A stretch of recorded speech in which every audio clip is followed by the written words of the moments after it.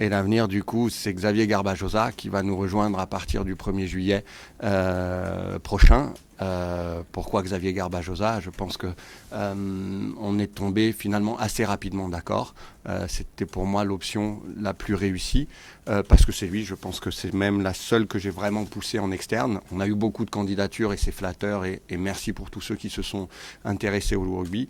L'autre solution et l'autre option qu'on a pu considérer, c'était de prendre personne et de continuer en interne, mais justement de se dire que Xavier qui va nous apporter sa passion, son talent, ses compétences, son expérience, ça compte. Justement, il va nous aider à aller chercher plus haut.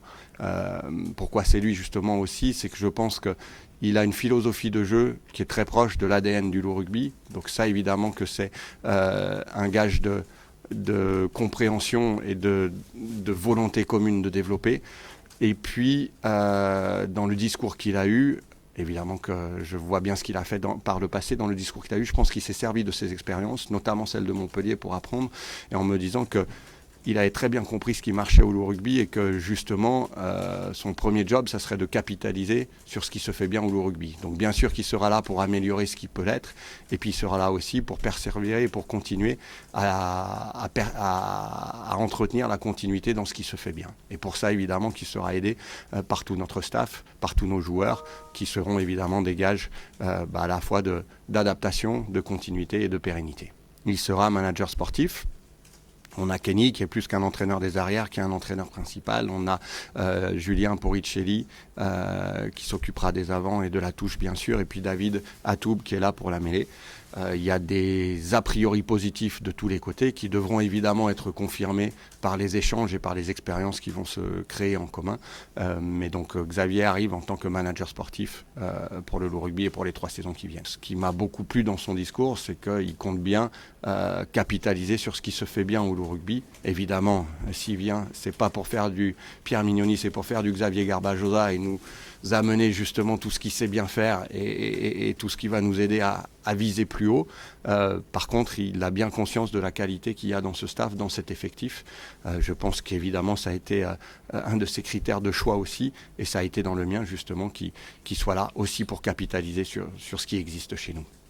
Parce qu'on a des atouts, nos principaux atouts justement sur lesquels il pourra capitaliser, c'est ces joueurs qui sont là, c'est ce staff qui est là. Donc et bien sûr qu'il y aura 5 ou 6 recrutements parce qu'il nous reste quelques postes à pourvoir. On va s'y atteler et c'est aussi pour ça qu'on clarifie dès aujourd'hui pour pouvoir se mettre au boulot pour l'avenir. Son boulot, il commencera évidemment que le 1er juillet parce qu'il est immensément respectueux de Pierre Mignoni, du staff de l'équipe qui est en place. Donc son travail commencera le 1er juillet, évidemment. Je pense que vous n'entendrez pas beaucoup parler du Loup ou de donner d'avis sur ce qui se fait au Loup à l'heure actuelle, parce qu'encore une fois, il est immensément respectueux de ce qui se fait et puis des équipes en place. Par contre, bien sûr qu'il va s'intéresser de près à nous et qu'il va commencer à travailler sur l'avenir. Il sera à Lyon de manière épisodique, ils se connaissent avec Pierre, ils s'estiment, je pense, ils se respectent. Donc j'ai aucun souci sur le fait que la passation sera sereine.